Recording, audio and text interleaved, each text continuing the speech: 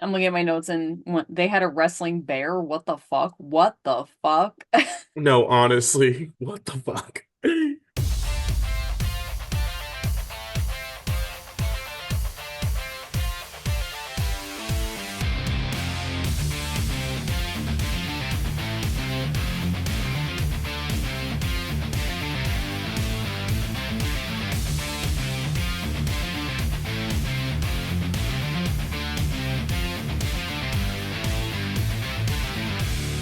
Viewer discretion is advised. Good evening, everybody, and welcome to another edition of the New to Wrestling Podcast After Dark. Today, I would call this part three of our Montreal Screwjob series because I would say part one was we actually watched the episode. Hmm. Part two, we kind of got into the chronological tea of what happened, how it happened, who it happened to, the players. And Right, we right. we mostly based that information off of Dark Side of the Ring and Broken Skull Sessions. Tonight, we had watched Wrestling with Shadows, which is on YouTube. And we also watched Screwed, also on YouTube, thanks to one of our lovely listeners who recommended us watch it. And tonight, because we already kind of did the chronological events of how the Montreal Screwjob came to be and the aftermath, tonight we're really gonna just like play it fast and loose, and we're just gonna discuss like really deep dive into certain aspects. Because I will say, I have watched Wrestling with Shadows 4 times now Ooh. because I just like It was good. It was good. Not gonna lie. But it's really good. that's commitment.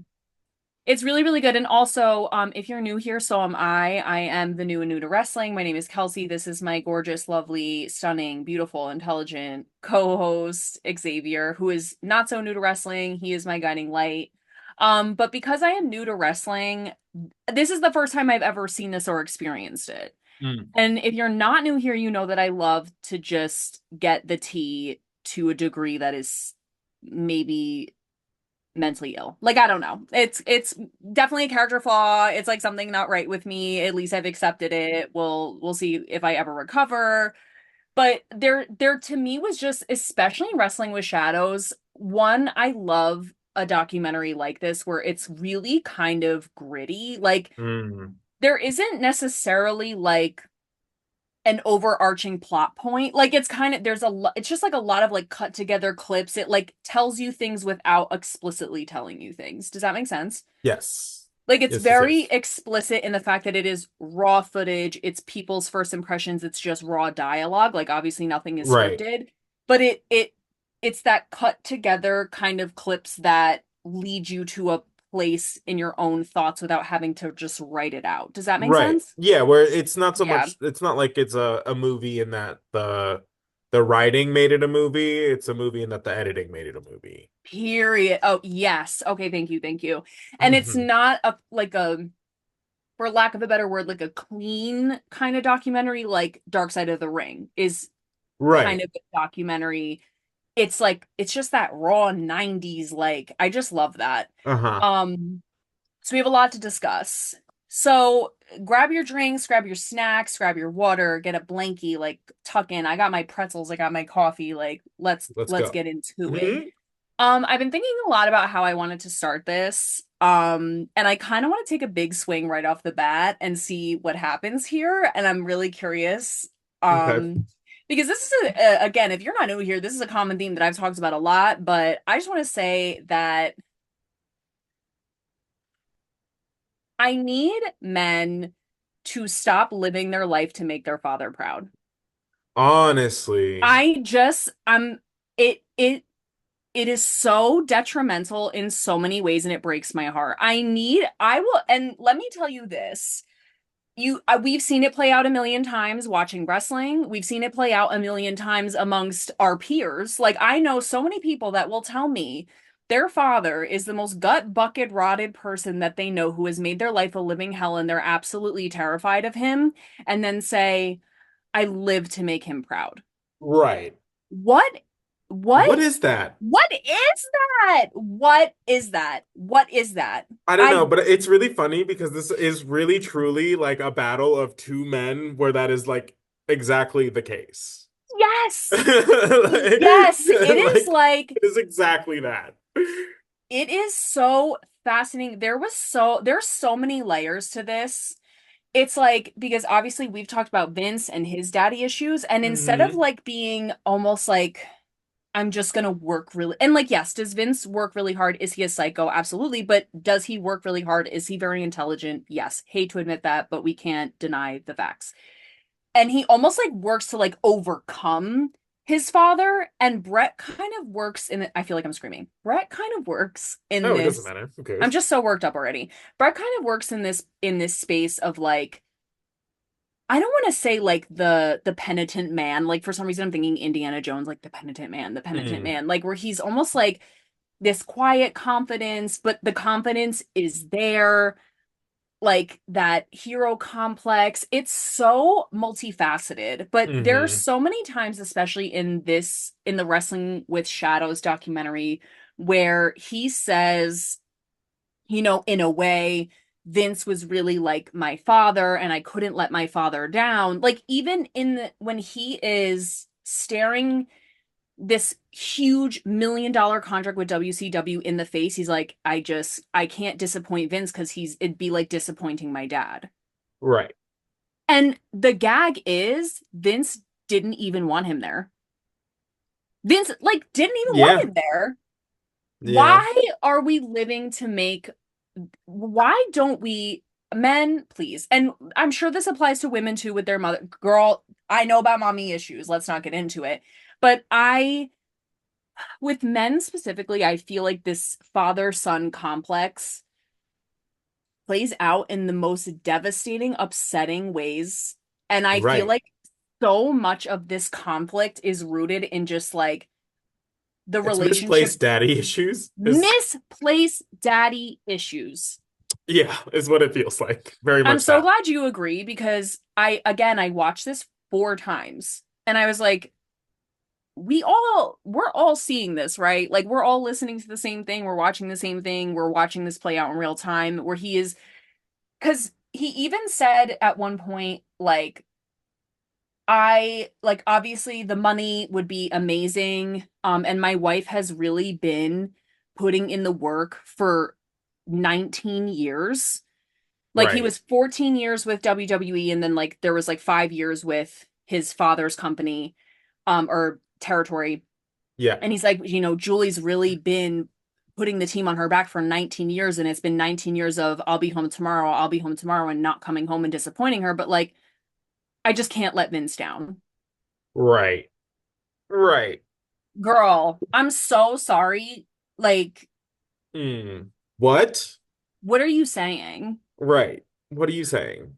And as Julie, and I think that this documentary did a really great job of because I think I wrote at some point like you can tell their marriage was in a difficult place like that entire time because they were with Bret for a whole year leading up to the Yeah. screw job. And I found out in the screw documentary that that was a stipulation of Bret returning to the WWE. When his first contract was up, he Right said he after WrestleMania 12.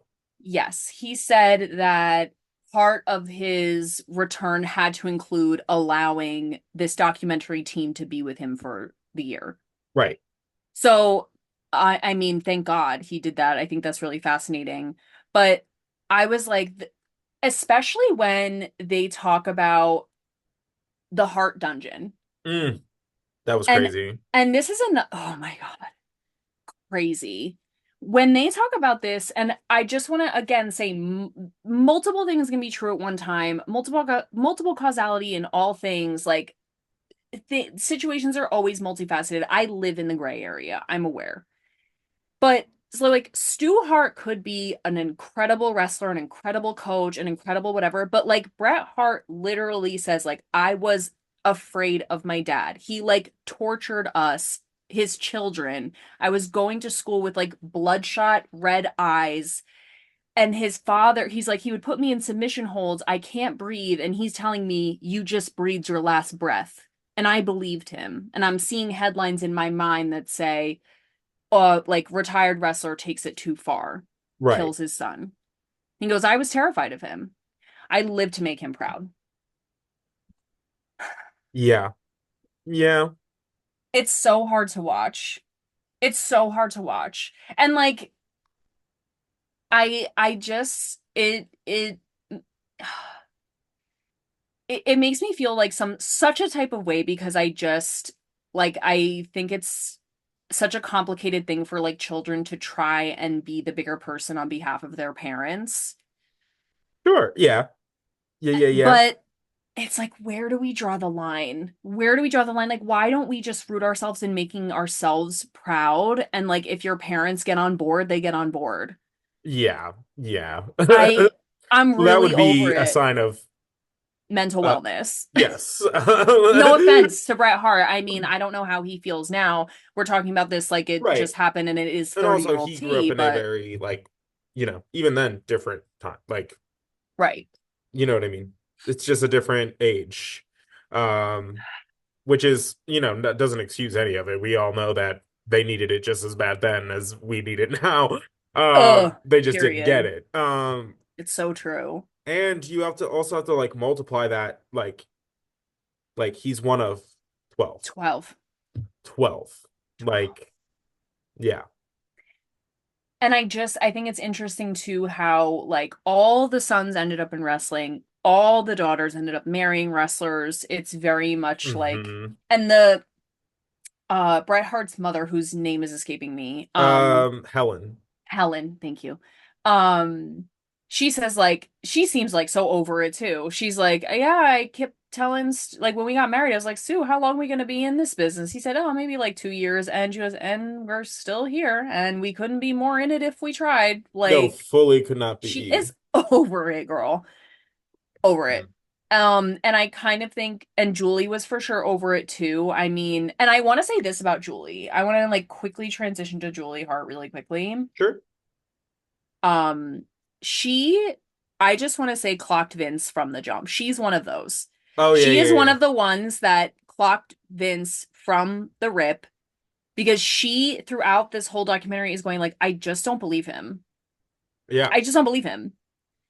right. Like when he said, and this is classic gaslighting, by the way, and like, am I a therapist? Am I a psychologist? No. And the definition of gaslight, you can all come for me another time. But when Vince says like you'd be doing me a favor by getting out of this contract, I'm like classic like he's appealing to Bret's like hero complex. Like you would help me out, you'd be doing me a favor if you got out of this contract.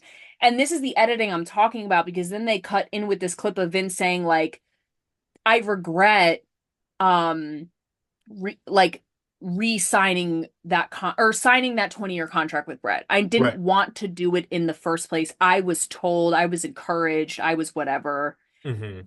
And part of me doesn't even know if I believe that because like does anyone tell Vince to do anything? I don't know about that. Yeah, I don't know. I mean, he certainly has his faithful, his trusteds. Right. So I imagine he listens to them to some extent. But he's also like, this is very uncharted territory, like for Vince.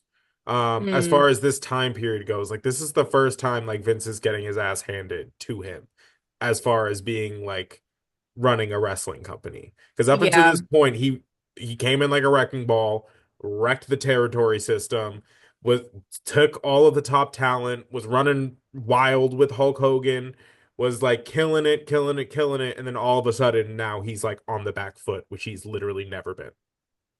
That's a good point. That's a So really I good I point. I could I don't necessarily think he would normally like listen to people, but I could imagine like being in a position where you're like, I gotta do something, like I gotta make moves to like not go under, would kind of force my hand as far as like listening to people. That's a good point. That's a really, really good point. And while we're on the subject of contracts, like I said, we're going to be kind of like dipping our toes in a bunch of different parts of this. But in the Screw documentary, one thing I did love about it was they got into the actual logistics of the contract. And if you guys have watched our other episodes, I remember saying like, there is no way they expected Bret to wrestle for 20 more years. Like there had to be Right. something in there where he would transition to like another point. role. So yeah, the contract was um it was a 20-year deal broken into three phases. And it was 10.5 million total over 20 years, which is insane. Though I will say his WCW offer was um 2.8 million annually. Yeah, So in 3 years, he would have made more, or maybe around the same amount, or I'm sorry, he would have made a little bit less, but in only 3 years rather right. than 20, but still. So the contract was years 1 through 3. He would be an active main event competitor, um, then and get 1.5 million a year. Phase two, 4 through 10 years, he would be a senior advisor to Vince. He would be making $500,000 a year. And then the last 9 years, he would be a quote unquote standby legend, making 250,000 a year. And I did make a note and I was curious how you felt about this. I guess it depends on the caliber of wrestler, but being the standby legend and still making like a really beyond livable wage with that, sometimes I wonder like it's almost like it gives the wrestler version of a retirement plan. Like because they're not really wrestling, but it's like they're still getting paid and they're still important and whatever. I kind of wish like all wrestlers had this. Well, a lot of wrestlers do end up just working backstage roles. I'm not saying Okay. like all of them take it or are offered it, but that is kind of a thing that happens a lot. A lot of the like producers these days are former wrestlers. Like Road Dogg is the head writer right now for SmackDown. Oh, okay. Fierce. Love that. Just appointed. Before that, he was a producer for like years and years and years. Okay. So like a lot of like, and I feel like this contract with Brett was kind of the like the mold for that. Right. Uh, Yes. so I feel like it's Okay. more of a thing today, less of a thing back then. I don't think anybody was getting promised dick from Vince up until That's what this I'm point. saying. Up until this point, he wasn't promising anybody anything.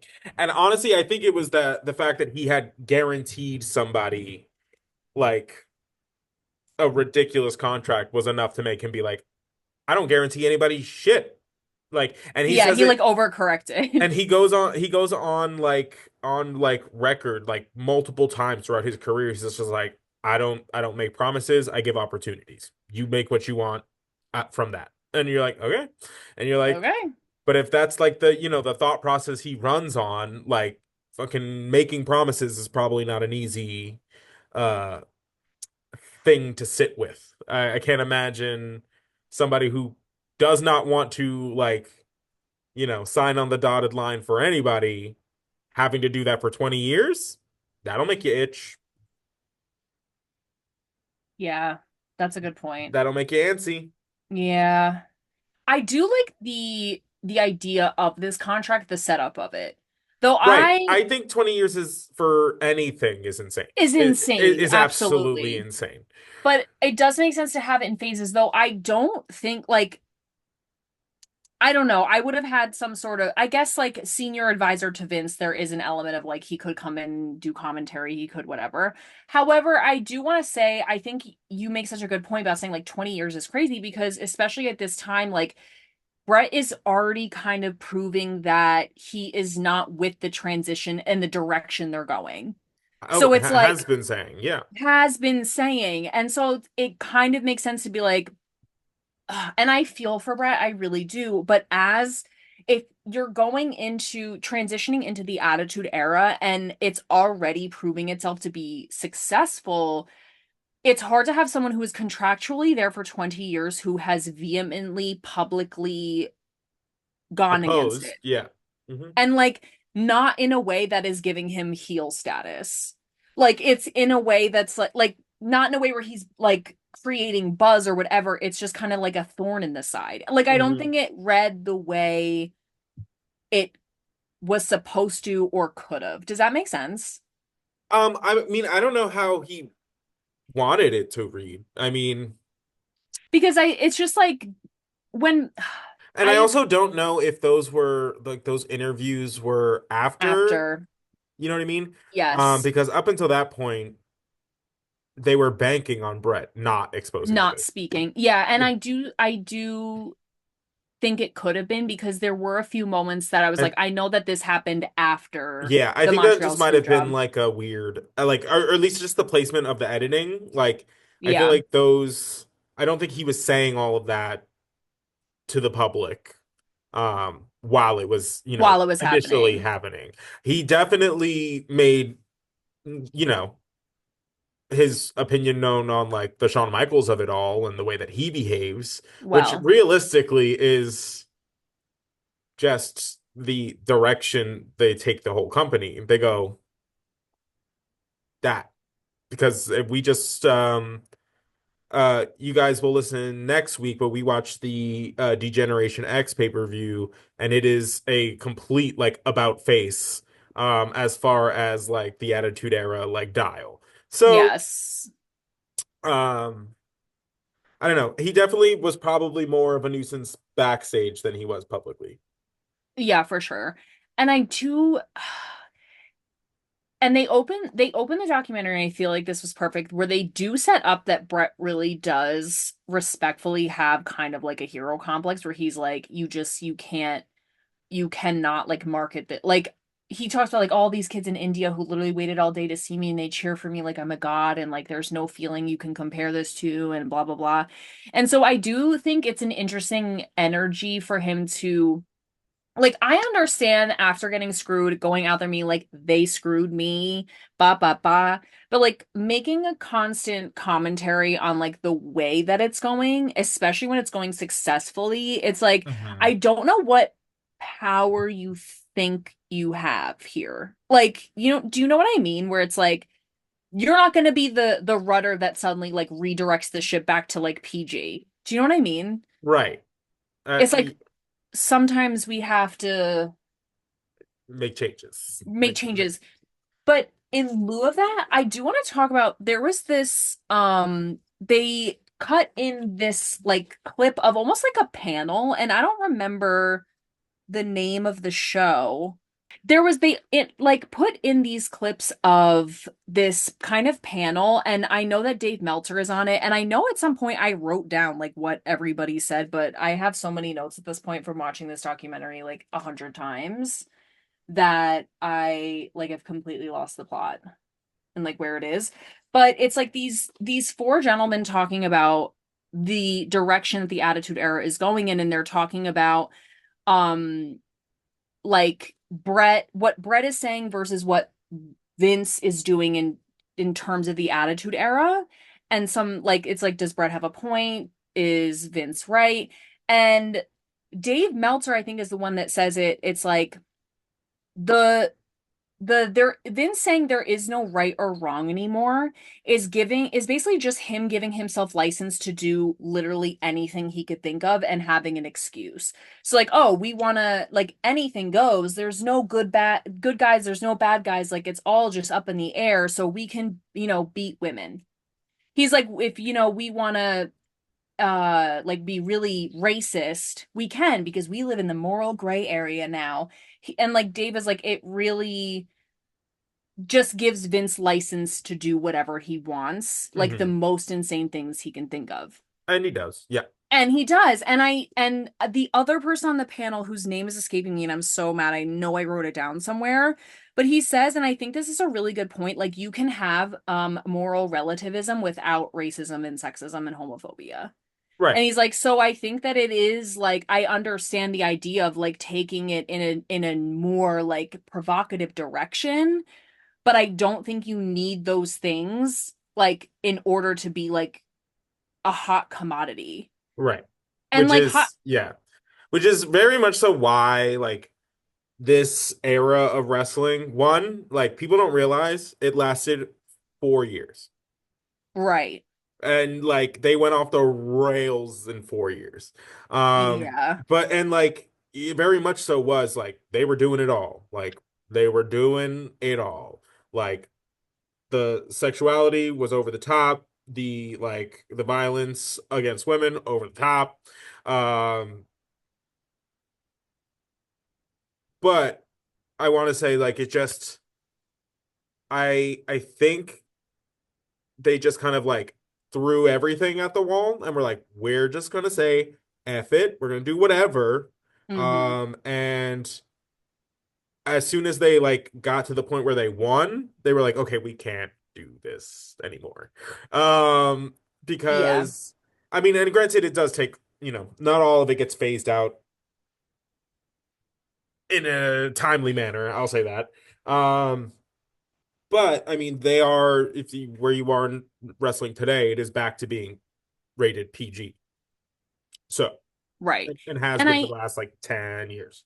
and again I think that that is a really interesting conversation that still takes place today. Oh, Like very much about so. because I'm the first one that's popping into my head and like whatever, like everyone can feel how they want to feel about this, but it's like Dave Chappelle. It's like if you need to continue to like attack gay people, like maybe you're just not funny. Mm, got it. Sorry. Like it's such a huge debate where it's like, oh, obviously freedom of speech, freedom of whatever, but it's like if the only shtick that you have is like being homophobic, racist, or sexist, it's like maybe Hmm. you're actually just not funny. Heard. Got it. I mean, You I'm know not what I going to say mean? that that's Dave Chappelle's one shtick, but sure. No, no, I know. And like obviously no disrespect to Dave Chappelle, love him. But this is like a huge argument recently because the last Mhm. like three specials he did was like Yeah, he quote punches down. unquote Yeah. he punches down. But it's like, so it's obviously still a pertinent argument today. Hmm. And so I thought this panel was like really interesting, and I would love to actually watch the legit version of this like on my own time Hmm. and really like pay attention to it. Because also this same guy who said like you can have moral relativism without all of these things Right. said he compared Bret Hart to Hamlet, and I Hmm. loved this because Yeah. first of all, I love Hamlet. The mortal coil, are you kidding me? I use the term mortal coil in literally everyday language. I think it's like the best possible way to describe the human experience. It's like, oh, just another day in the mortal coil. But he describes Bret Hart as which I'm sure Bret Hart loved this, but like he is like a good person, quote unquote, in a bad world, quote unquote, like whatever that is. Right. And so he constantly does truly what he thinks is the right thing and still has bad results. And it's kind of the same thing with Hamlet, where like the ghost of his dad is like, you have to kill your stepdad.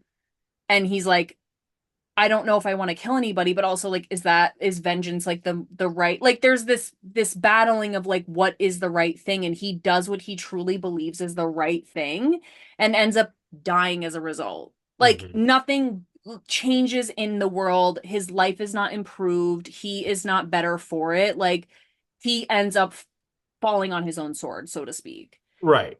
And it was such a great comparison. I was like, I thought that was really smart to Hmm. say. Yeah, yeah, yeah. It goes to like, it also like calls out the storytelling of wrestling. You know what I mean? It's Yeah, totally. like there are parallels from but yes, I do agree that Bret Hart probably did love that description.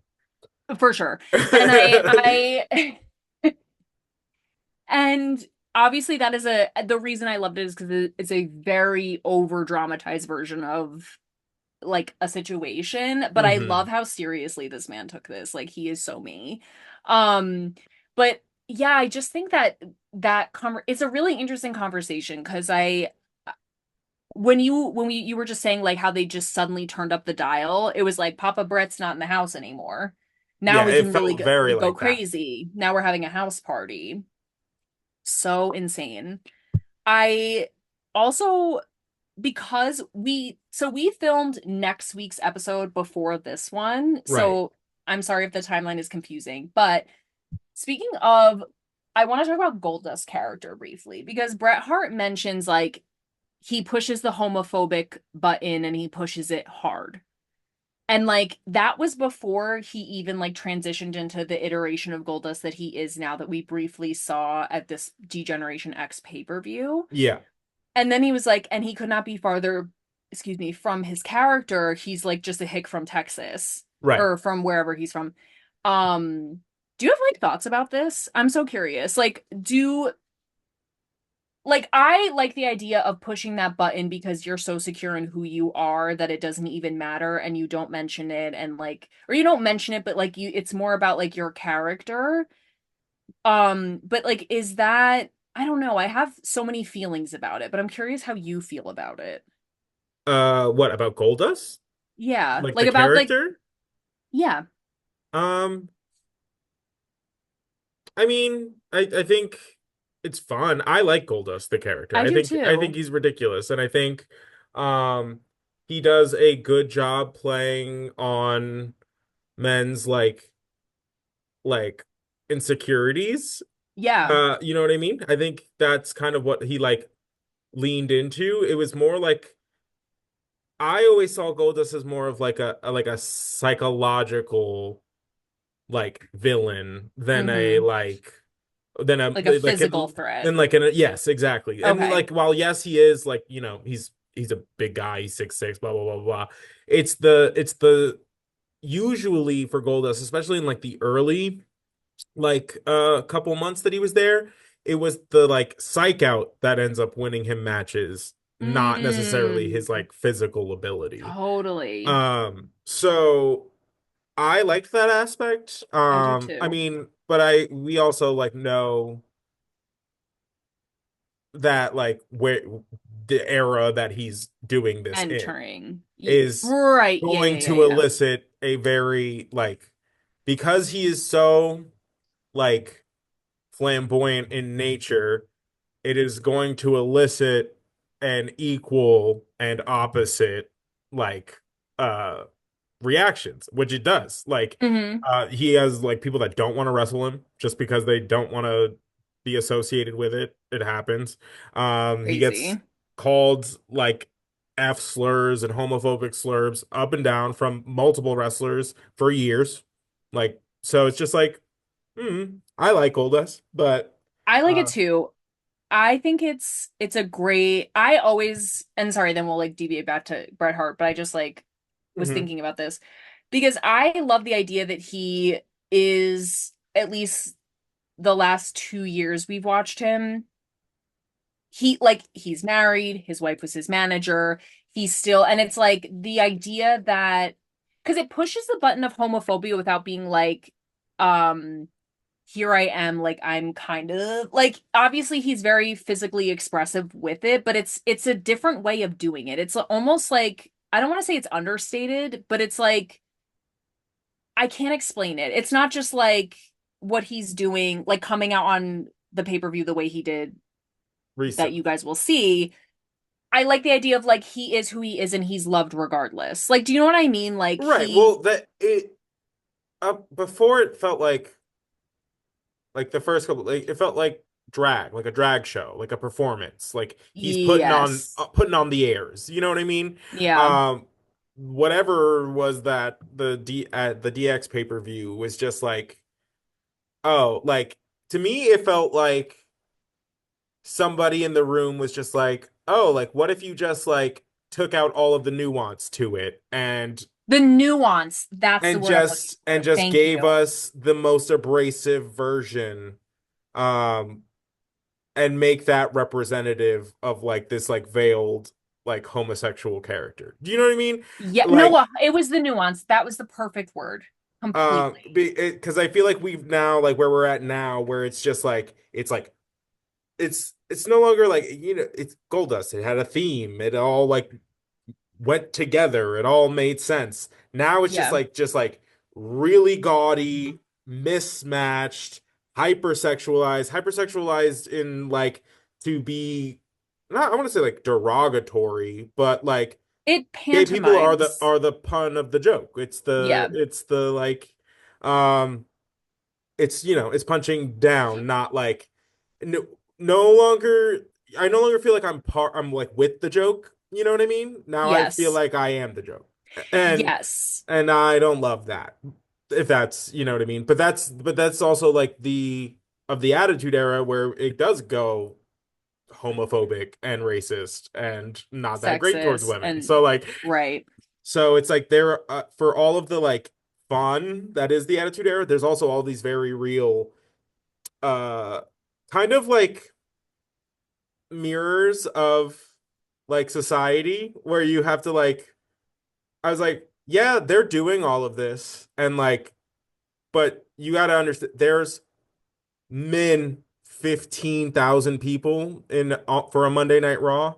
There's 25,000 people for a like pay-per-view or like a stadium event. Like they're all cheering it. They're Yeah, all participating in it. So it's like as much as like the onus is on the WWE for putting it out there, it's like there was an audience for it. absolutely. Is the I think the grander issue. I Uh think I think somebody said that once. It was like, whose fault is it really? Like the people who put it out there or the people who continue to consume it? right. And like I understand too. I want to say like I'm not trying to like come here and shit on the Attitude Era and say it's like blah blah blah. Obviously, it's extremely entertaining and we are like really getting into it now and I'm sure there's going to be a lot of shit I like and a lot of shit I don't. Hmm. But I understand the idea of being willing to try anything. Right. And at the time, like, and I'm not using this as a blanket excuse, but like not knowing better. Like again, you have an audience for it, and it's like, okay, if 15 million people are okay with it, then maybe it's okay. Yeah. So I understand the idea of like how it got there. And then when they went like, ooh, and we gotta come back. Like we Right. gotta I understand the idea of trying something for the sake of trying something, and then Hmm. obviously it worked. Right. Then you keep doing it. Like I definitely understand how it got there. Well, and so the how we got there, like realistically, like let's look at it. It's like WCW took their top stars, then immediately like kind of took away the gimmickness of wrestling and made all of the WCW storylines like they use their real names. It's Kevin Nash, it's Scott Hall, like and then they made them more hyper realistic. So then Vince, being Vince, he is a like he's not a like knee jerk reactionary kind of guy. He's a okay, I'm gonna watch. I'm gonna see what they're doing. He's And definitely an and then I'm observer. and then I'm gonna do it better. So basically what he did was he took the like WCW like real like reality TV essentially like storylines and presentation, ripped the violence of ECW, which also had the like the sexism, the violence against women, the like brutal matches. Like kind of took that, took what WCW was doing and was like, okay, here. And then we're gonna be the most brash about it until we're the Mm. only one left, essentially. As like they were essentially were like, okay, like if that's the game you're playing, we're gonna play your game better than you. And that's kind of Vince's MO always. It's like, And I I'm gonna sit, I'm gonna watch, I'm gonna see what you do, and then I'm gonna do it better. and I get that. I mean, it gives like watching like a reel of something or like watch play the tapes and then you're like, here's how I would have done it. You like circle the things, you're like you Hmm. make the And notes and it's very whatever. much, and even like, it's just the way WWE operates because it is essentially the same like approach that they used with AEW. 2019 WWE, Mm. rough, rough. Opens the door for AEW to come about. AEW Mm. like is huge for like I want to say 3 years. About like WWE can't touch them. Pay-per-views, they're stealing all their talent, all this stuff. Wow. But WWE like starts figuring it out the last like I want to say like 2 years, like in the lead up to um like WrestleMania 40 in the last couple years. Mm. Um they just started figuring it out. They listened to their audience more. They knew like they got back the superstars that they like knew that they made mistakes with and lost. They had Mm-hmm. better storylines and like they let other people be in creative. Granted, a lot of that also had to do with the like forceful removal of Vince McMahon. So, Right. but it's the same formula. It's the same like watch, what do you do? I'm gonna do it better. AEW Yes. did the Forbidden Door thing with New Japan. WWE goes, okay, fine. We're gonna build like an extended long partnership with TNA that is still running today and Yep. is doing very, very well. So it's like it's just kind of the WWE thing. It's like they've been around for too long and they're too big to just be like reacting. So they always like take a Mm. second, and then when they start making moves, that's when everybody else needs to be concerned, usually. There's this thing, I saw this like interview recently with like Roman Reigns, where he was talking about like he's like, you all had a chance, and then I woke up. Who? Uh, so as soon as I woke up today, the day is mine. So y'all I are love fucked. him. He said, y'all are fucked because I woke up. And he's like, And that's that's how the I live my energy life. I'm trying That's to my bring into mantra. it. Like, I wake up every day going, y'all are fucked because I woke up. Like, and Period. that's the same energy WWE like just brings. You know what I mean? Like, there's something about I love AEW. Granted, they've made me rage the last like year or so, but I love that there's an alternative for wrestling. Agree. But like at the end of the day, WWE is that bitch, Period. and y'all are gonna be fucked if she wakes up. You know what I mean? Like, Sleeping like giant. Sleeping really and giant. truly. So So true. That's such a great point. And I also think, just to further tangent slightly, I think that also with the forcing the removal of Vince McMahon also created the opportunity for them to pivot because they had to. right, Which who pivots better than the wrestling business? Like, let's be fucking real. right. And which also is funny because I said to Xavier right before we started that to bring it back to the Montreal Screwjob, that fight between Shawn Michaels and Bret Hart, that Bret Hart calls like the two prostitutes fighting in Hmm. on the sidewalk happened We're 40. referring to the actual physical fight between the two, Oh not yeah, like the backstage, like hair physical pulling. hair pulling, swinging, and they were also both like I think in the shower. Um, love that visual for me. But Love that for but that me. happened 40 minutes before Raw. And then they had to because Shawn Michaels was like, I'm not going out there. This is Mm-mm. an unsafe working environment. Also, by the way, while you were talking, I remembered why I couldn't find my notes written because I have them on my phone. Because Ah, my pen had died, but I was really in the zone, so I just took out my phone and I took notes on my phone about certain things. So I'm not being rude. But it was the people on the panel was Michael Landsberg, Paul Boudre, Dave Meltzer, and Henry Jenkins. And Paul was the one that said you can have complex storylines without sexism and racism. mhm. Um, and I will say this man brought up a good point to the other guy. Sorry, now I'm circling back. I did warn you we would jump all over the place. Henry Jenkins says it's weird that we do hold WWE to standards that we don't hold to anybody else. So like he's like we're sitting here on a panel talking about the rampant sexism, racism, and homophobia in the WWE right now that Bret Hart is parading about, but like we don't do that in any like most other places. Like we're not trying to rip down organizations for that In like other places. in other places. And I was like, is that do we think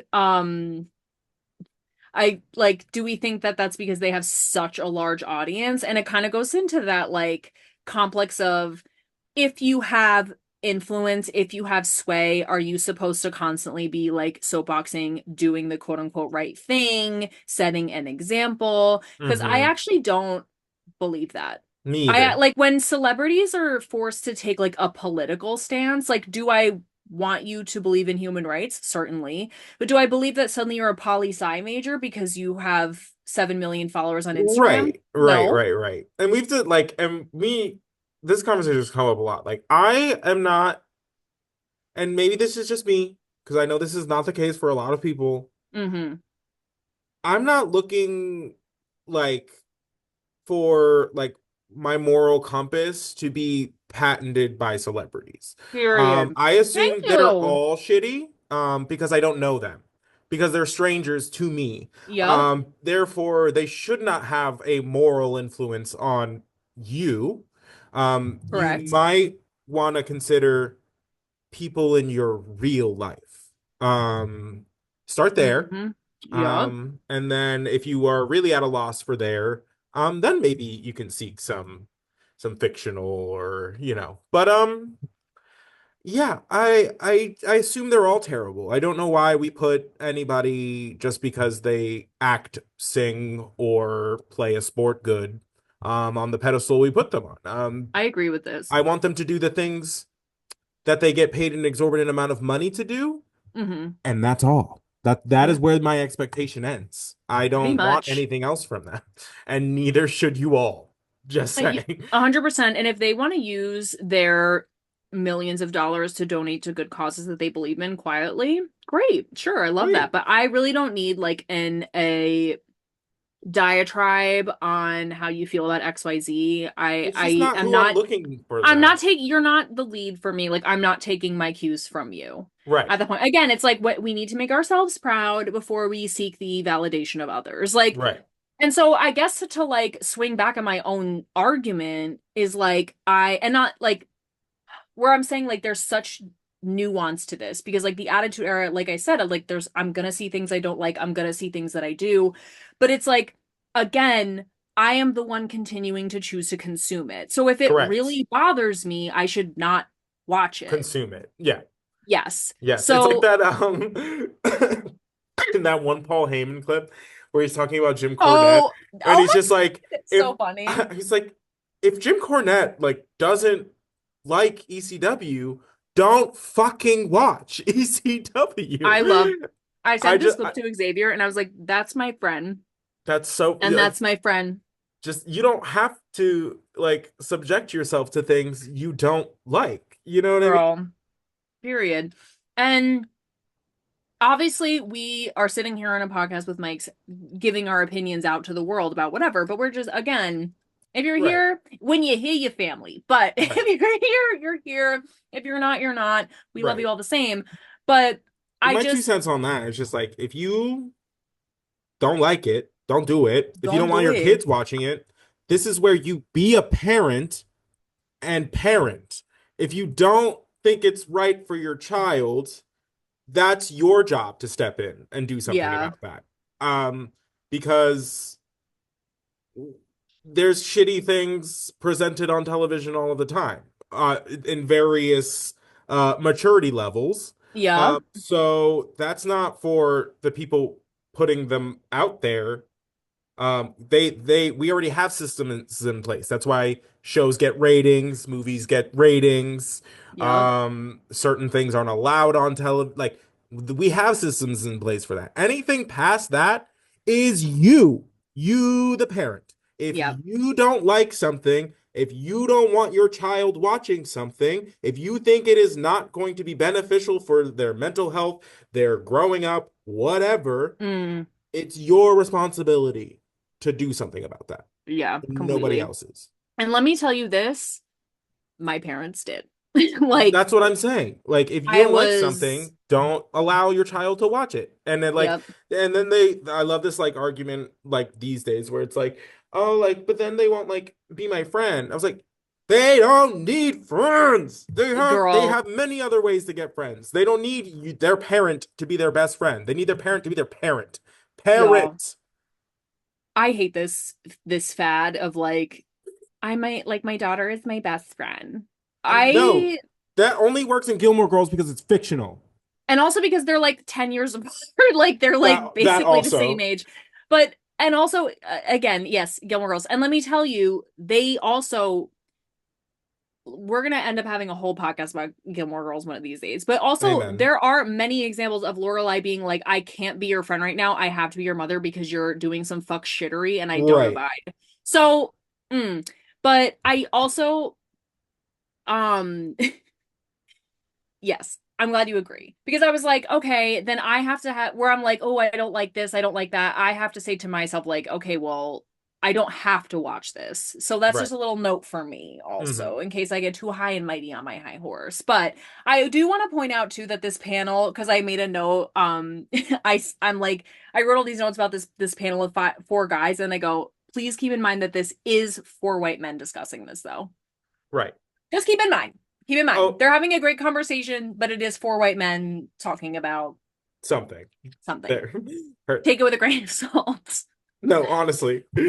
No offense. Um, I have another note that says accusing Bret of selling out when Vince basically forced him out is very sad. Like, so the crowd going like, you sold out, and they have no idea that Bret didn't want to go.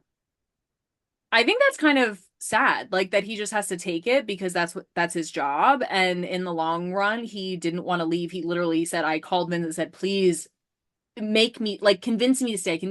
I want to stay. And Vince is like, I I got don't know what nothing. to tell you. I don't really want like I, that makes me sad too. Like people just screaming like you sold out when he literally didn't. Like he was Hmm. like, I kind of didn't have a choice. Um, also, what else? What else? What else? What else? It's Julie just, Julie never believes Vince for a second, and I love that. What were you gonna say? I just think it's like crazy that like before, like I just don't understand why he didn't get the title off of him before doing this. No, I completely agree. I also he already like didn't have it until that match with The Undertaker and Shawn Michaels is the special guest referee. At Like he SummerSlam. already lost it. Right. So Why I put it back on why put him? it back on him? I don't know. I I don't know. It's really crazy. How Yeah, although it wasn't really, I don't know, it wasn't originally like, because it was like Shawn was supposed to have it and have it for a while. right. Instead, he ends up losing it to Sid, who loses it to Mm, Bret. Or no, it's Shawn, Sid, Shawn. Um, Undertaker, right? Because Brett takes it from Undertaker. correct. Um, I don't remember now. Bad host. Sid loses to the Undertaker. That's what it Sid is. loses to the Undertaker. Yes. Yeah, Yeah, when we're so it's back. Shawn, Sid, Shawn, Sid, Undertaker, Bret, Shawn. So I don't know. I just feels like because it was supposed to be like a longer Shawn run, I feel like shit just got like wonky. Uh, uh, yeah, I don't know. Yeah. I do want to make a silly note about the music choices in this documentary. Hmm. Not I my don't really think I favorite. noticed. You Um, didn't notice? no, I don't think I did, There to be was honest. there was I want to say, and maybe it's just because Dune is very prevalent in my brain at this time. There was a like some of that like deep throat. Oh my God. There was some sorry. I was like, there was some deep throating. Okay, no.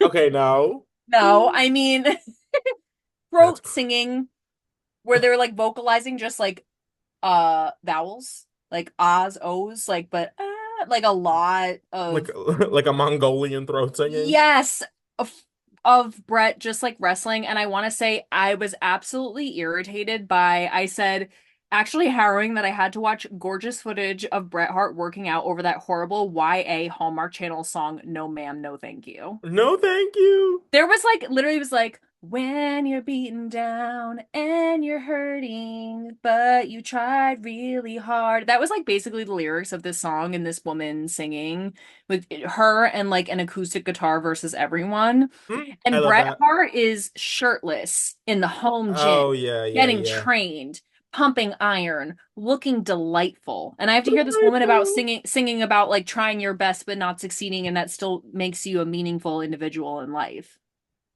Yikes. I just don't think that's fair to me. And like Netflix, like I am owed an apology. But I just think that's really messed up, and I don't know why they did that. Um.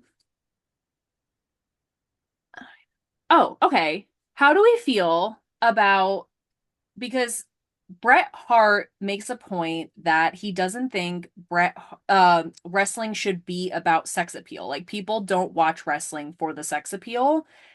like how do I know how I feel about this, but how do you feel about like wrestlers becoming like leaning into like their sexual appeal, like looking good, feeling gorgeous?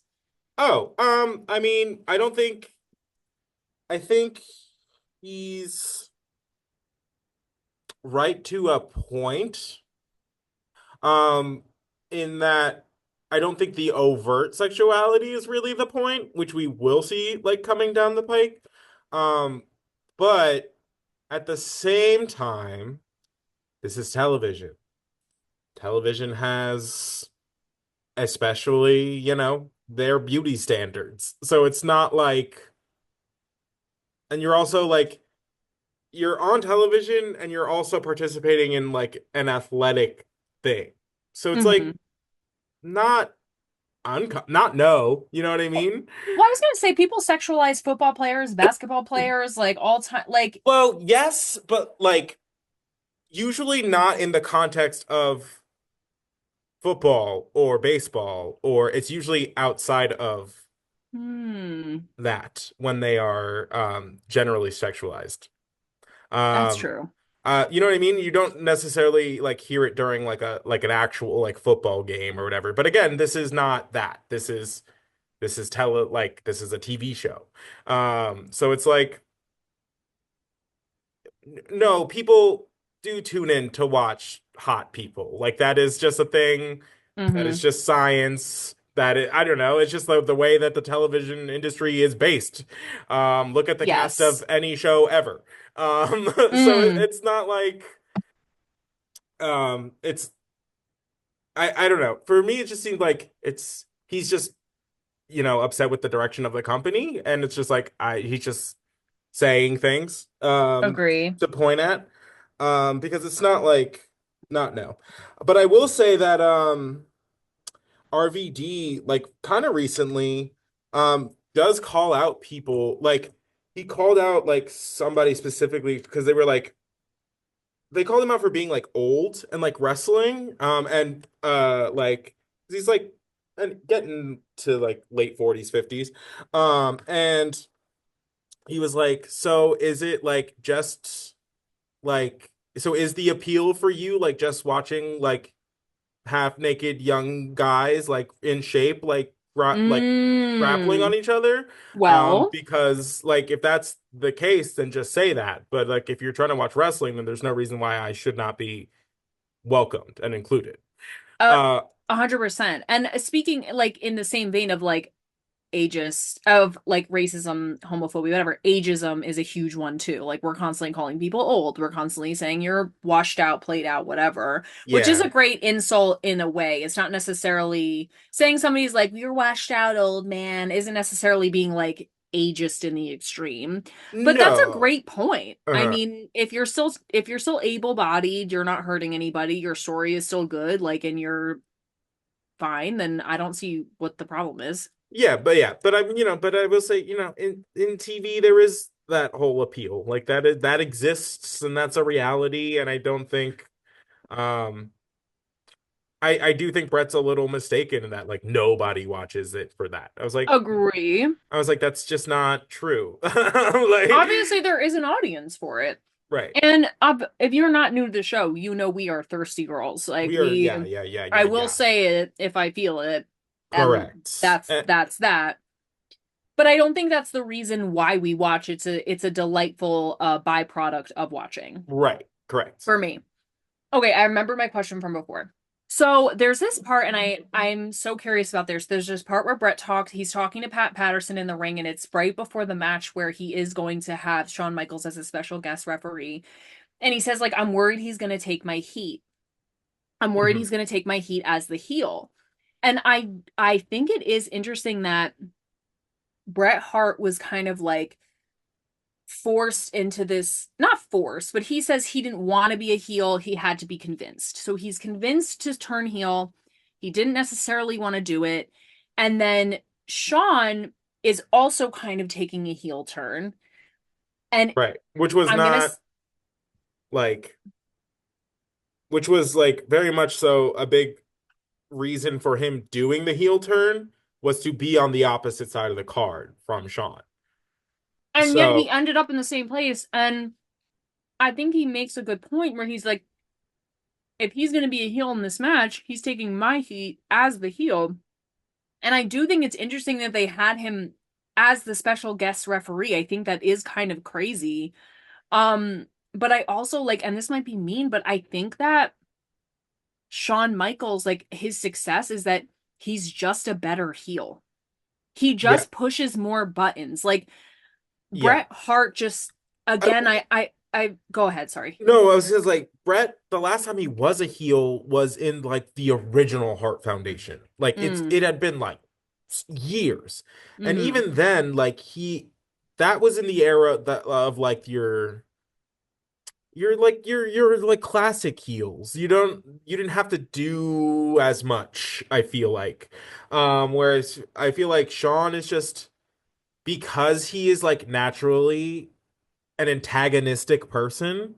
Even just being himself, like Just people are being just himself, triggered by he's him. Mm-hmm. yes, he's a button pusher, like, and like he's a ball buster, and just that's just his personality, so it fits better.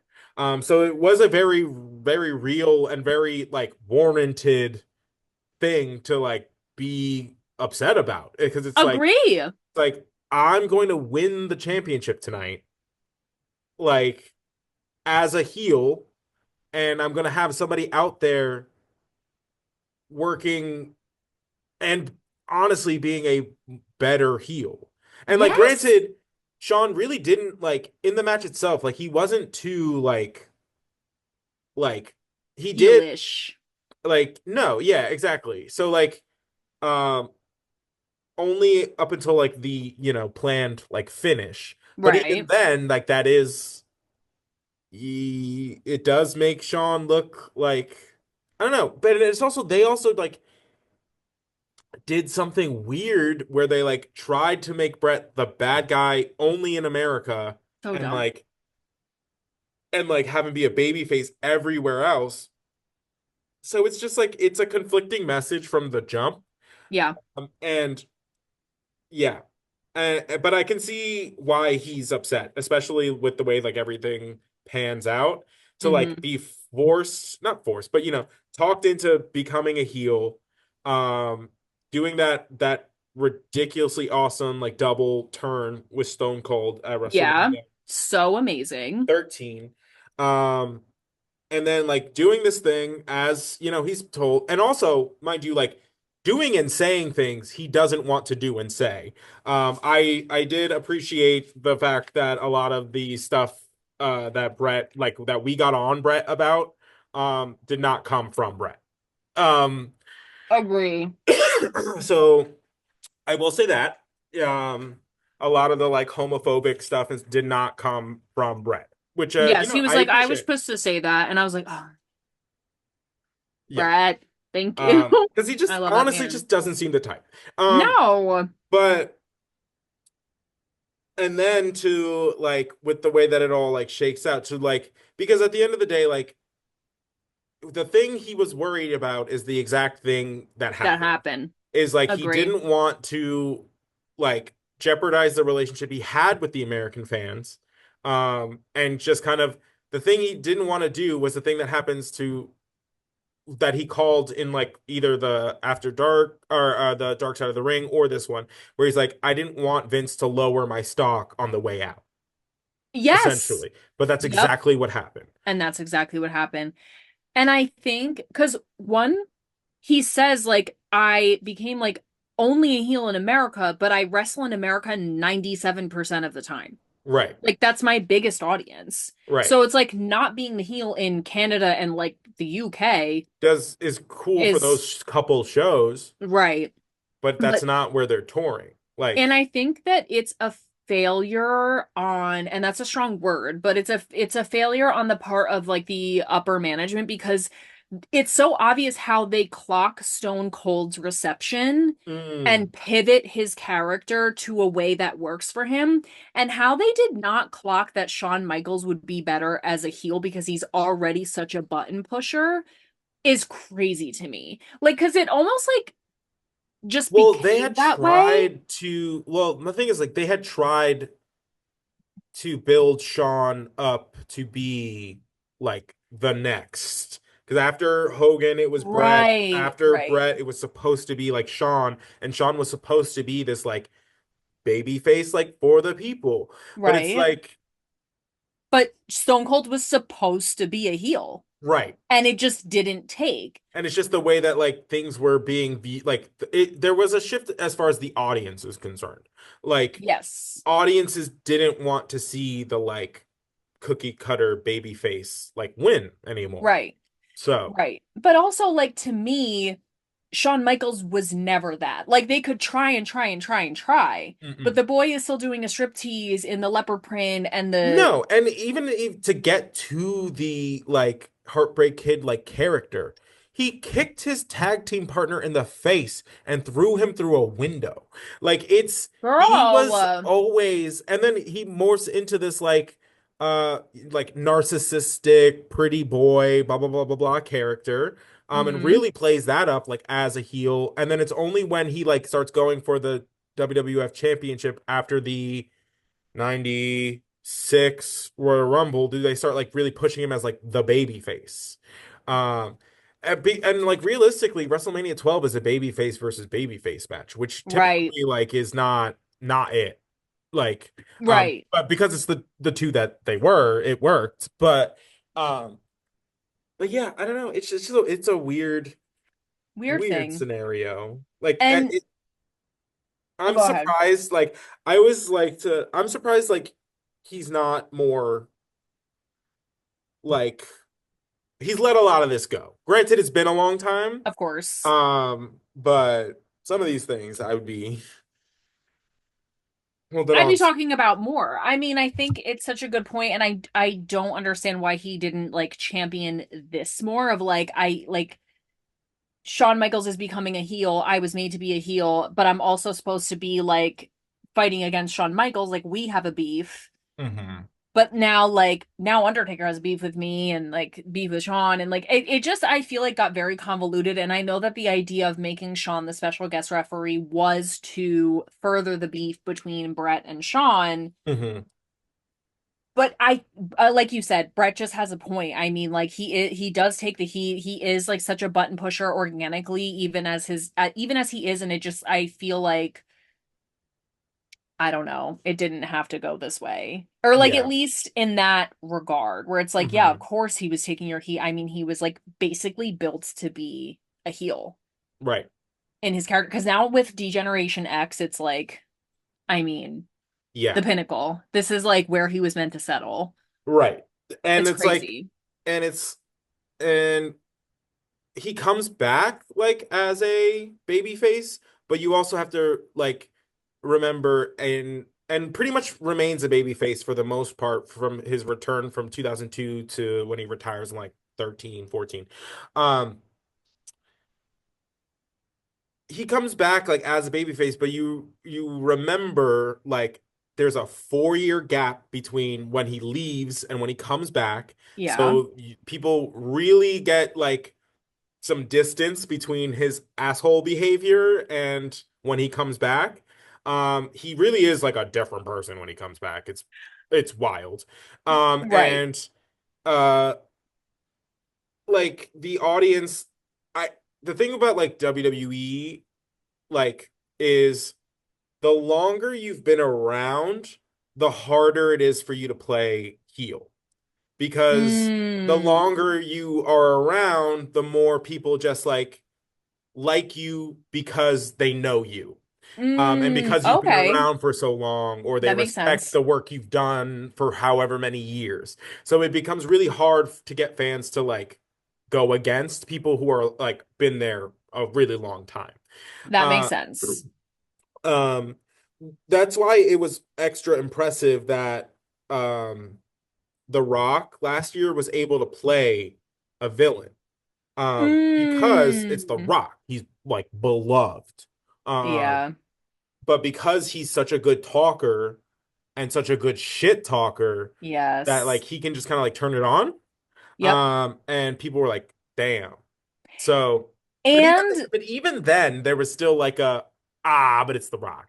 You know what I Right. mean? Yes. I was gonna say because The Rock has that thing where it's like you'll boo, boo, boo, boo, but and then like when he leaves, you turn to your friend and go like, God, I love that guy. No, yeah. Like it's just that thing. And I think even in the documentary, they have that one guy who's like, it's fun. It's just they like interviewed a few attendees of a wrestling show and the guy was like, it's great because you can just boo boo boo people you quote unquote don't like and you don't have to worry about like the aftermath because that's their job. Like their job is to be like quote unquote hated. It's not like they're Right. trying to be beloved and they're being hated. It's Right. like that they're trying to push your buttons and so the more you boo, it's actually Triple An H says it. affirmation. Yeah. Yes, Triple H says it. He goes, it actually turns into cheers because when they're booing me out of the building, I know I did my job. Right.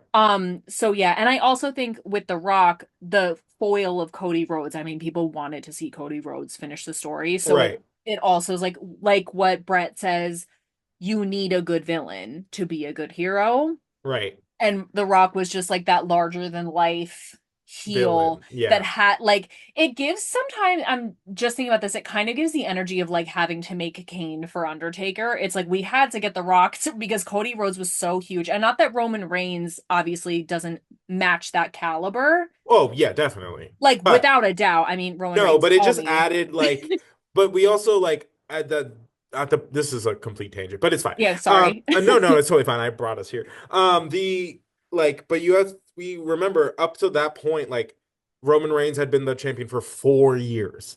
So adding The Right. Rock was just like a little on it. You know Hmm. what I mean? Like no one's Completely. ever gonna knock like Roman Reigns because like he has I think like it's either the third or fourth longest wrestling or like world championship reign like of all time.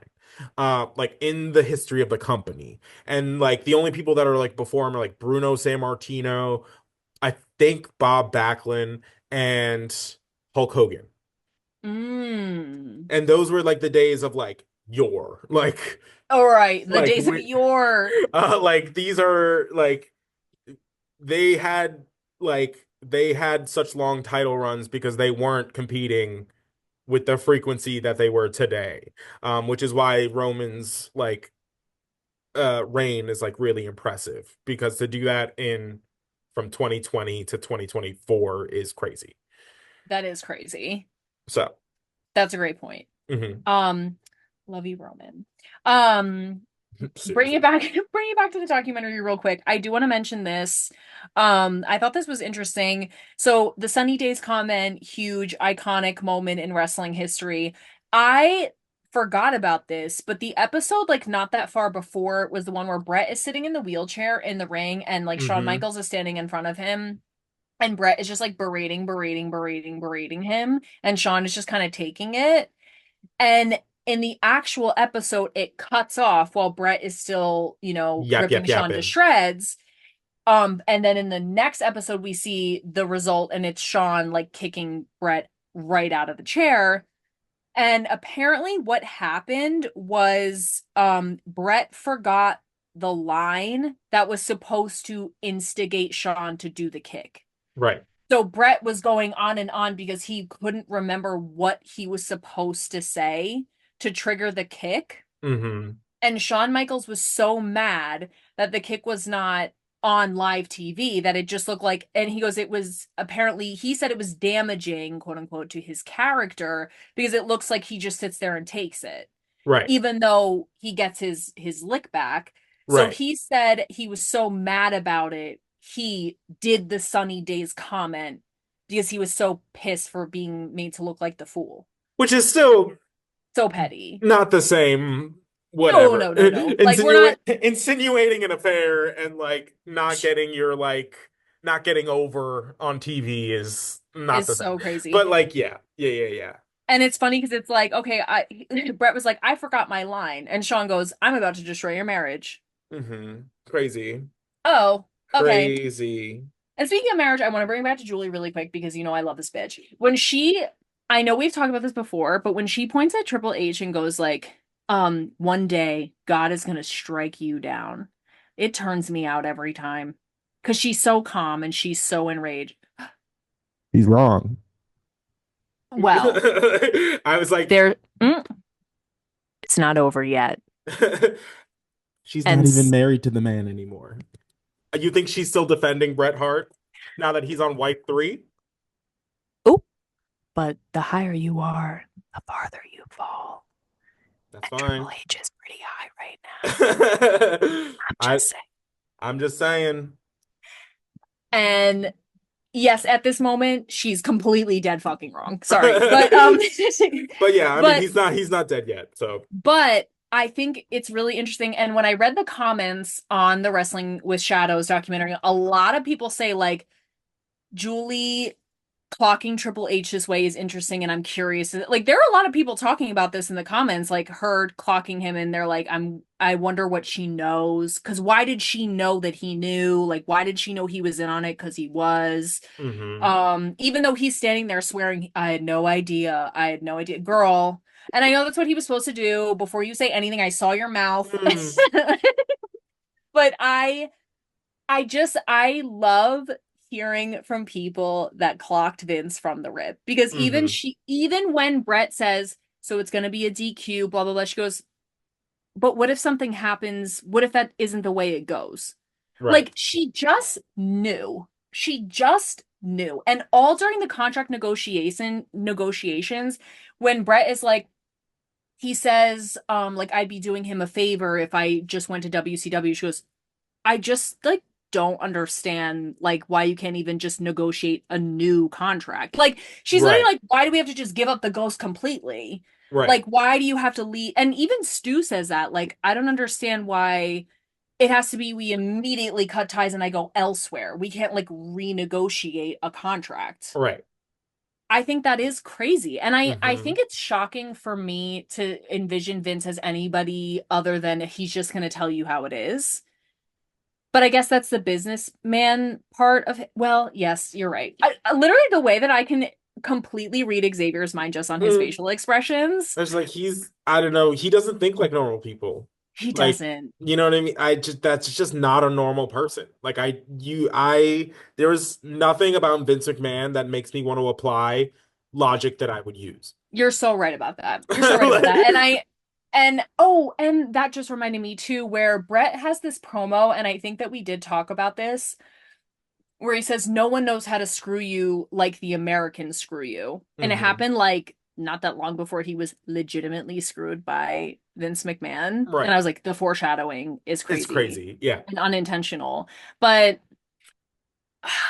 this this whole situation is so crazy. I feel like I could talk about this for like 100 hours, but It's absolutely insane. And there's that like one scene like when they're in the limo and it's like Brett talking to like Jim Neidhart. It's like the him and the Hart Foundation are like in the yes. limo and he's And like, for some reason, the honky tonk man is there.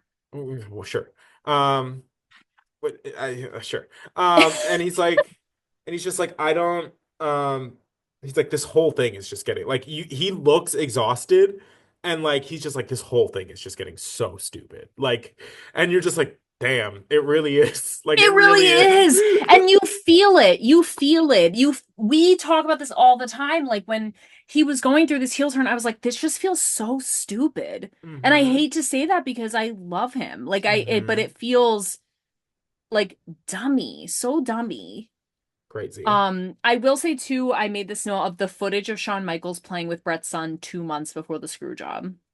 There Yeah. was like footage of him like running around playing with his son and having like a jolly good time. And I was like, No, that whole like Brett or like Shawn Michaels being like Brett's son's like favorite like was no joke. Like he really was like his favorite wrestler. it's Like so sad. I Again, I'm always thinking about the kids because the kids like who grew up going to this place. Oh, that was another Julie Hart moment where they're saying goodbye and she's being so real. She's like, "Yeah, I don't know why this is happening. It's so weird." Like people are coming up to her and saying like goodbye and whatever. And she's talking about, the kids that grew up here, these are like their friends, the wrestlers, like it's weird and they don't understand like what's happening. And hmm literally, the documentary guy at one point asked the Brett's son, like, "Do you know why your dad is going to WCW?" And he was like, "No." Yeah. And he was like, "But he's going." But Julie, like, somebody like hits her with the, "Yeah, no, I'm gonna keep in touch. I'll call you. We'll hang out." And he walks away, and she looks at the camera, and she goes, "I guess we're gonna hang out." Yeah.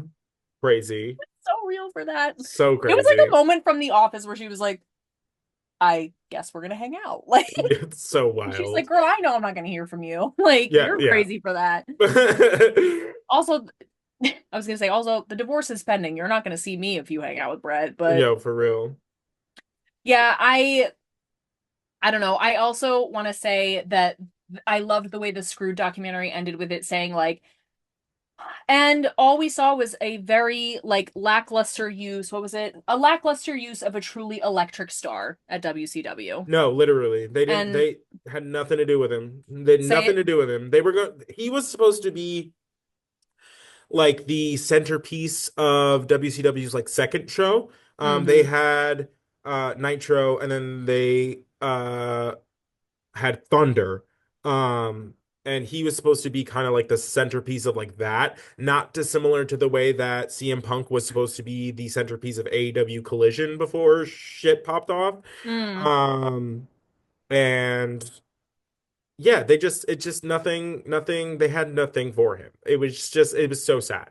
He was just another legend that they had on payroll. And it's just like, oh, It's really, I don't know why this just jumped in my head, but do you know the song Gallery? Where it's like, I can't take seeing you with. Okay. nope. Um, okay, Sorry. any normal person knows Mario Vasquez Gallery. Um, but it literally says like you'll just be another girls sound off in the comments. We know the song. But there's a line in it where it says like you're just another thing in his gallery. Where it's like I don't Hmm. want you to be with this person because you're literally just another piece of art in his gallery. It Right. literally feels like it's just another notch on the belt for Eric Bischoff, another like to Yeah. Vince.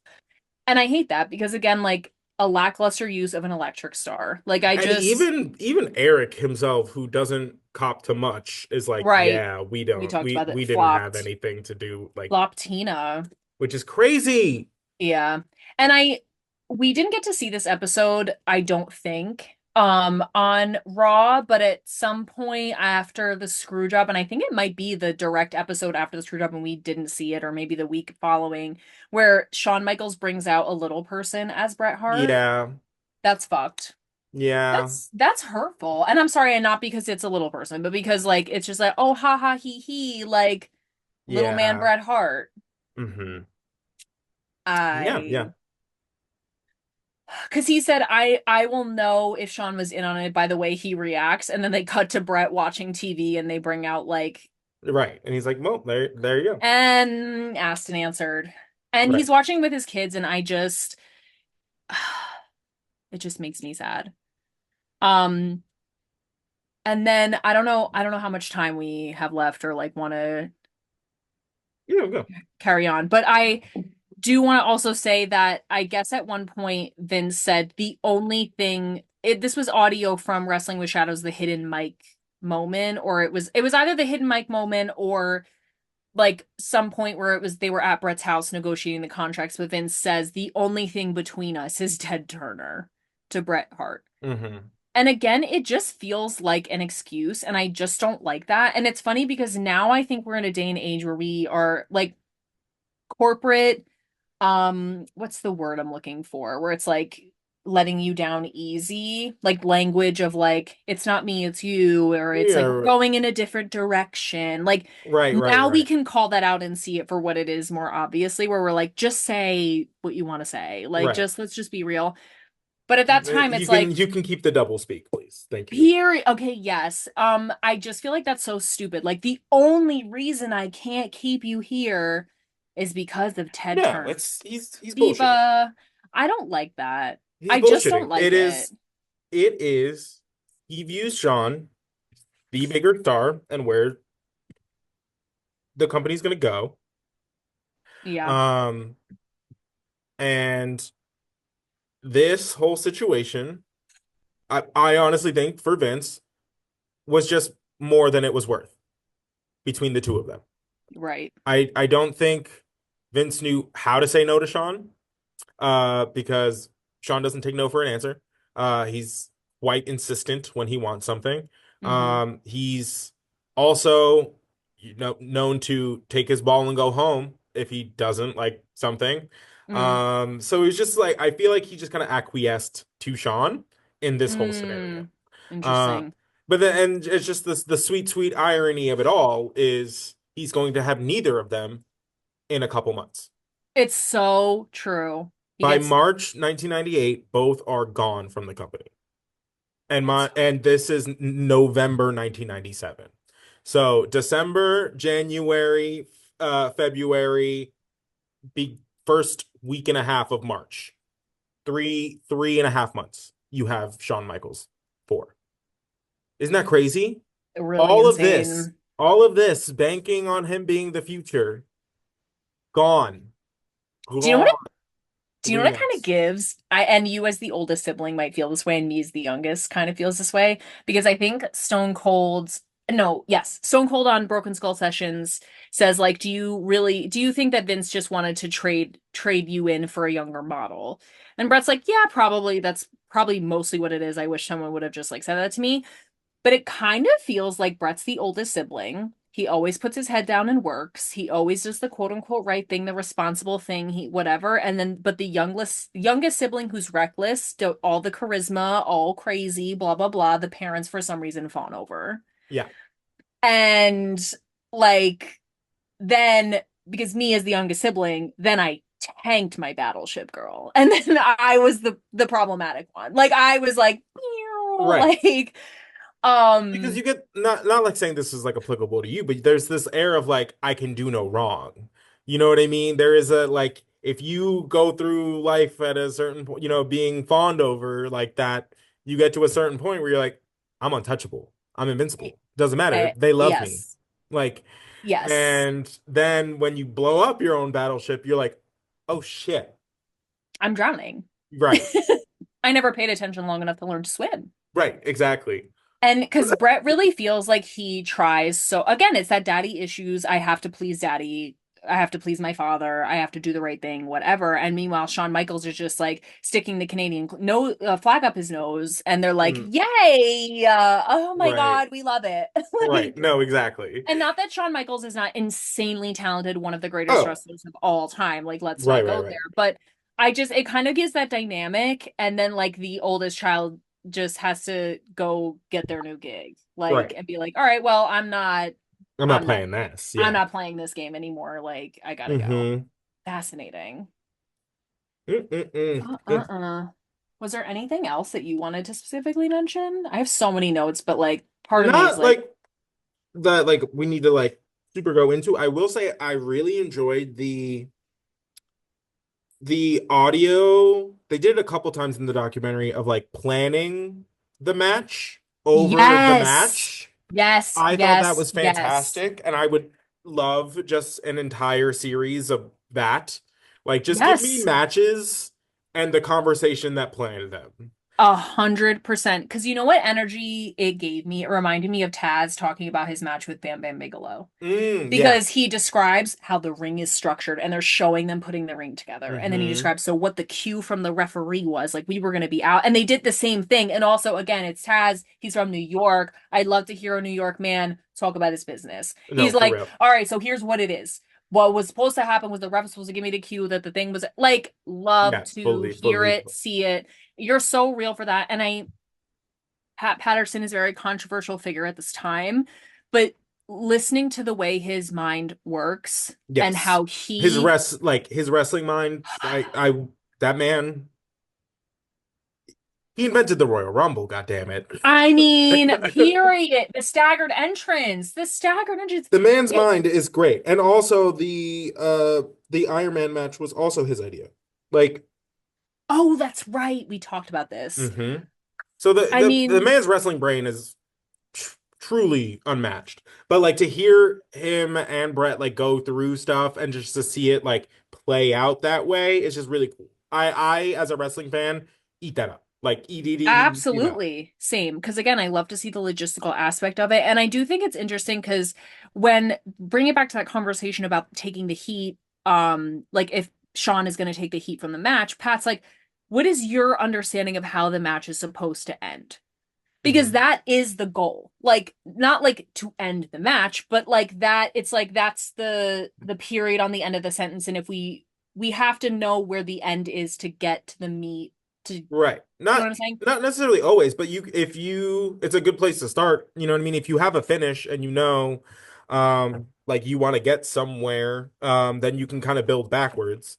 It's also really crazy because I was in an interview with Chris Jericho and he was talking about his match with Shawn Michaels. I think it was WrestleMania 19.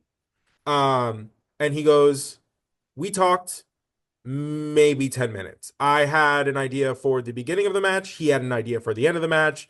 We said, yeah. And then I saw him out there. We didn't Ooh, touch until WrestleMania that's that match. so insane. I could not And that match imagine. is so good. It is also like Chris Jericho calls it one of his favorite matches like ever. And it's just they literally sat down for 10 minutes. One had a beginning, one had an ending. They figured out the rest.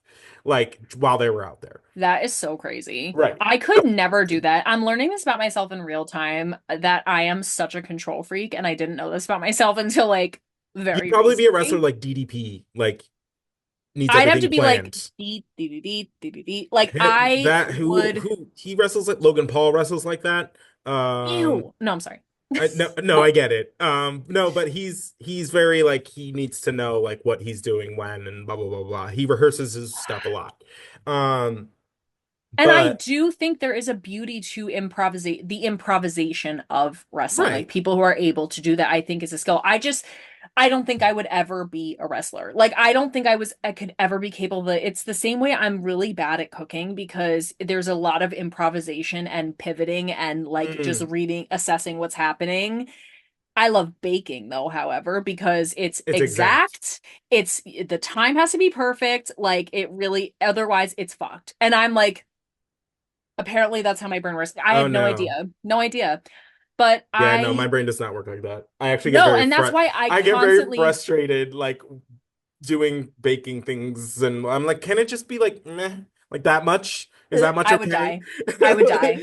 When I watch people cook and they just go like I'm like I like the chaos of cooking. I know, and that's why we sort of like foil each other Mhm. because and again, isn't it so crazy? Like somehow I'm still experiencing character development and new things about myself at the age of 30. Like how did that happen? You're How supposed to did do I that the whole not time, sis.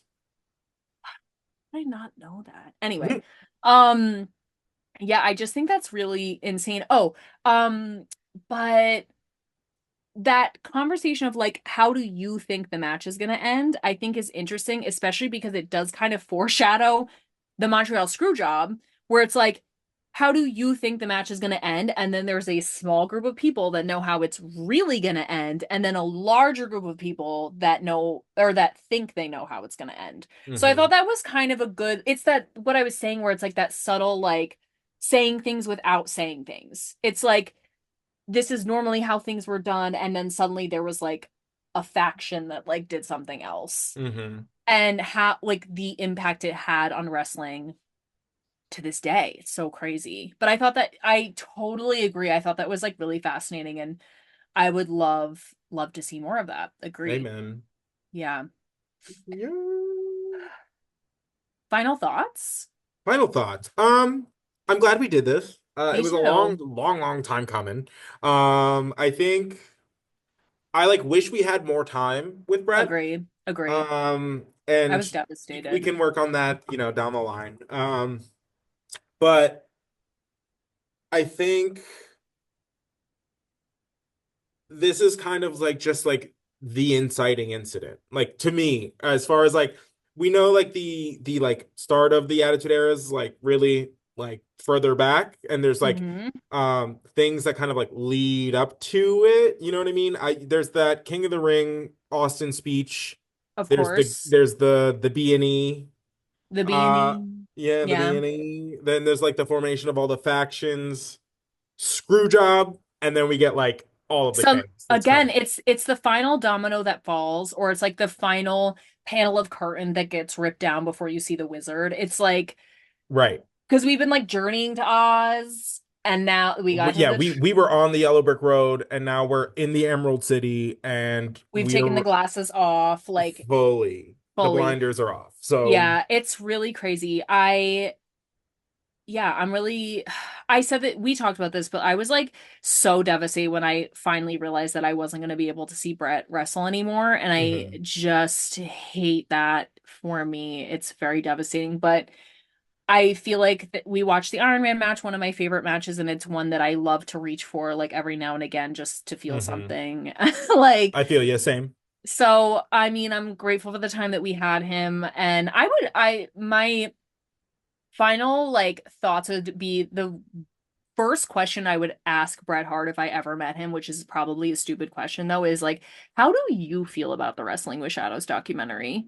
Like, do Mm, you like it? Have you like I'm assuming he's watched it, but I'm like, do you like it? Do you feel like it's a fair representation? Is mm, it like where it's I think it's a RuPaul song called like Blame It on the Edit. Like, do you think it hmm. was edited accurately to a way that portrays you? Like, how do you truly, honest to God, like feel about this documentary? Because I would be so curious to know. Right.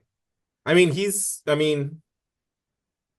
he fought to have them in there and It's so get it true. made. So I don't know.